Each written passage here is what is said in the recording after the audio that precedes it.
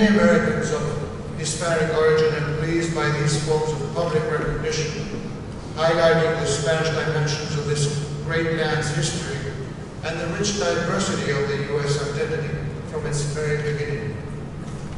The story of St. Augustine's Foundation is a tribute to creativity and tenacity by Pedro Menéndez Avilés and his companions. A creative capacity to carry out the ambitious project under circumstances that were utterly new.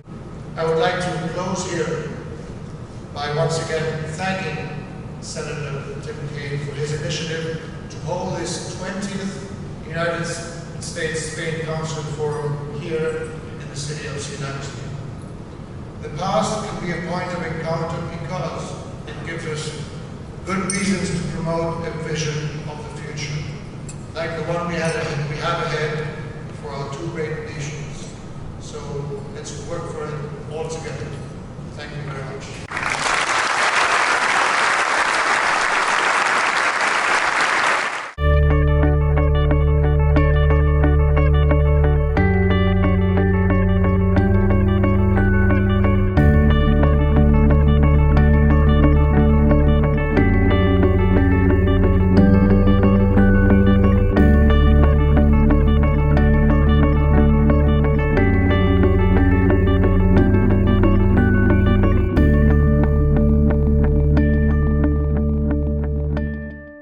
It's my honor to be the honorary chair on the U.S. side. This is my second meeting as honorary chair. Last year, the Spaniards welcomed us so graciously in Málaga and Maravilla, and it was a very meaningful session.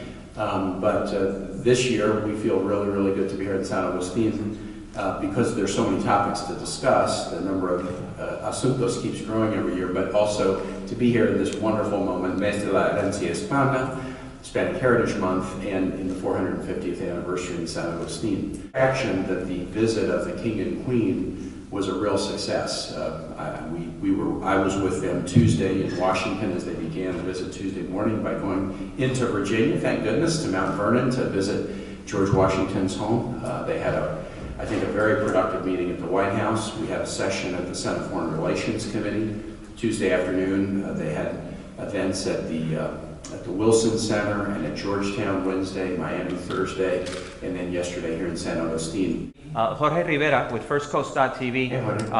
It's a news website. We know that the good foundations of two countries is finance and trade and tourism. My question is related, what is Spain and the United States doing on the question of sciences and technology? It is my personal experience, and I've been very successful in this sense, to observe how in the United States, and in my past job I've benefited of it, the real and very productive connection in between science, MIT, other institutes, and corporate life. So, how in the United States you have been able to harvest the knowledge that is developed at university level in terms of science, and how this harvesting of this knowledge put into practice in corporate life at the end has meant progress. Progress for society, progress for the companies. It doesn't matter whether they're big, small, medium-sized, or large corporates, etc., etc. And this is a connection that I am afraid, at least in Spain and probably in other European countries, and others, yes, is not so much developed and well working as it does. So the object of the working session is to, at least for the Spanish team, to learn how this link between university and theoretical developments and practical developments are brought directly into corporate life. And this is most interesting. 2 points. One, it was very interesting, and you might have heard the King talk about this. One of his sessions in Washington was to attend the first ever meeting of a group of Spanish scientists and researchers who live and do their research in the United States. And there were 500 individuals who are part of this collective. I can't remember the name of the organization, but I think they had more than 200 who were able to attend. And so This along with the discussion we'll have this afternoon, kind of attests to the cooperation in the area of science and technology. One area of science and technology that we should not overlook, and we spent time last year on this in Spain, is the military cooperation between the U.S. and Spain, which is night and day different than 25 years ago. Enormous political challenges in the U.S.-Spanish military relationship 25 or 30 years ago.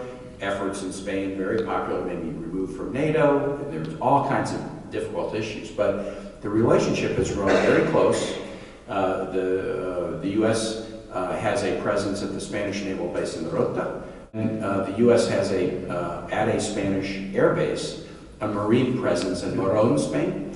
And that presence was just sort of extended, reauthorized in a very bipartisan way in the Spanish Parliament, which was superb. So and with military presence also comes a tremendous technology presence. American firms like General Dynamics, Huntington Ingalls, Lockheed Martin, that are heavily in the defense space, have major involvement in Spain. In Spanish firms like Navantia, they repair American ships in Rota. So there's a real technology connection between Americans and Spanish firms in this area of defense cooperation.